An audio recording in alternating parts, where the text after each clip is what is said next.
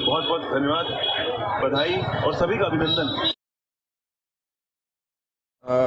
उभर रहे थे कि किस तरह की सिचुएशन हो सकती है और क्या मॉड्यूलेशन हम कर सकते हैं, क्योंकि कन्फाइंड स्पेस में भी जाना है और कुछ सिचुएशन हमारे खिलाफ भी जा रही थी। तो इस तरह से कि कुछ रोप रेस्क्यू किस तरह से करेंगे उसकी टेक्निक्स बनाई गई, लैडर्स को कैसे हम यूज करेंगे उसका इम्प्रोवाइजेशन किया गया।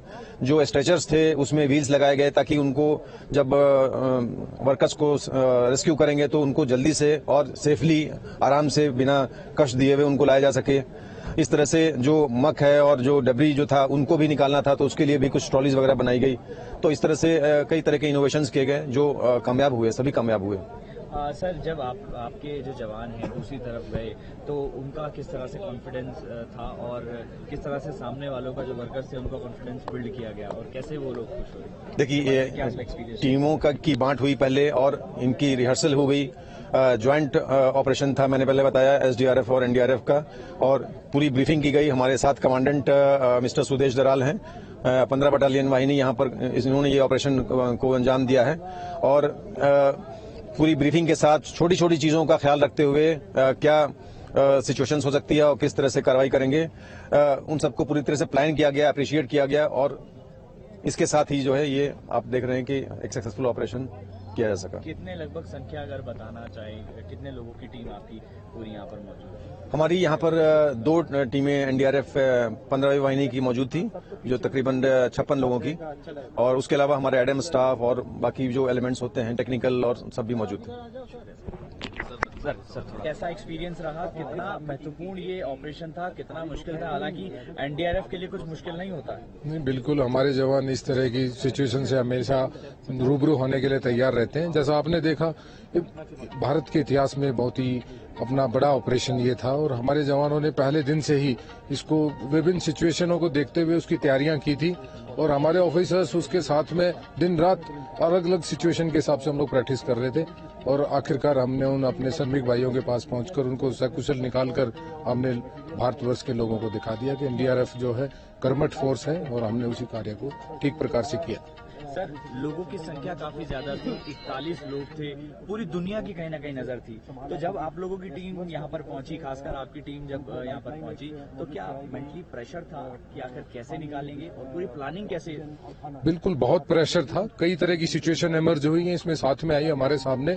और पहले दिन से ही हमने एक ब्रेनस्टॉर्मिंग हमारा होता रहा और हमने अलग अलग सिचुएशन से रूबरू होने के लिए विभिन्न प्रकार की तैयारी की, जैसे रोप रेस्क्यू की ड्रिल की, अलग अलग इनोवेशंस की, अलग अलग इक्विपमेंट बनाए। स्ट्रेचर आपने देखा होगा, व्हील चेयर के साथ में स्ट्रेचर का उपयोग किया गया, ट्रॉलीज बनाई गई। तो ये सारी चीजें उन सिचुएशन को मद्देनजर रखते हुए हम लोगों ने बनाई ताकि उन श्रमिकों को सकुशल हम लोग निकाल सकें।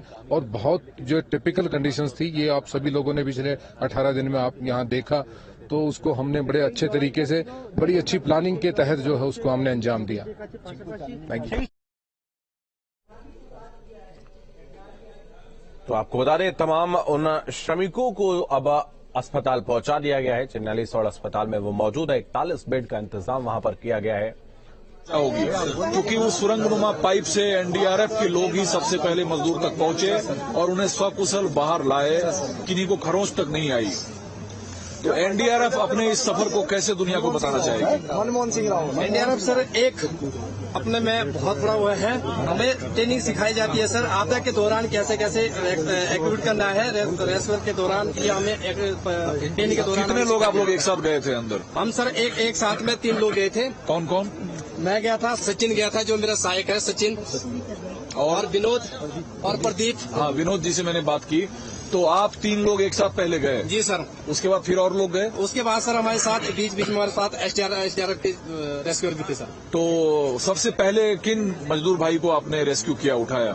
सबसे पहले सर जो वहाँ ज्यादा जो एज के थे उनको सबसे पहले हमने रेस्क्यू किया सर। अच्छा, क्या तरीका था रेस्क्यू करने का? रेस्क्यू करने का तरीका था सर, वहाँ सबसे पहले हमने रोप एक थ्रो किया, जिसमें नॉटेड रोप बनाई, नॉटेड रोप के क्लाइम किया। क्लाइम करने के बाद जैसे हमारे पास पहुंचे और पूरी सेफ्टी के साथ है, elbow, knee pad, helmet, headlight, सबको सेफ्टी के साथ पहनाया गया था सर। जैसे ऊपर आए वैसे हमने उनको स्ट्रेचर पे लेटाया और दोनों साइड से हमें उसे विलेज जो हमें सिखाया जाता है, दोनों साइड से हमने रॉप बांधी थी और जो बाहर हमारे जो रेस्क्यूअर थे उन्होंने तो अपने तरफ पीठ के बल या पेट के बल नहीं सर, पीठ के बल सबको एक करके लाए। कितना वक्त लग गया मोटा मोटी सबको लाने में?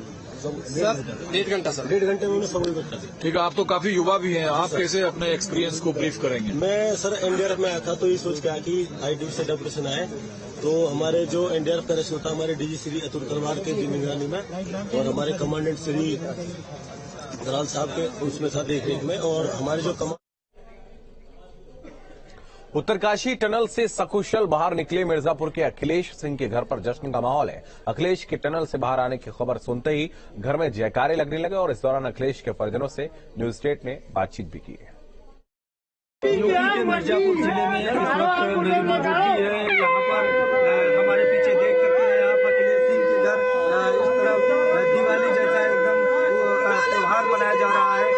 एनडीआरएफ और एसडीआरएफ की जो टीमें रेस्क्यू में लगी थी उनको बहुत बहुत बधाई और माननीय मुख्यमंत्री धामी जी को और जो भी हमारी केंद्र और राज्य की सरकारें रेस्क्यू में लगी थी सभी को बहुत बहुत धन्यवाद।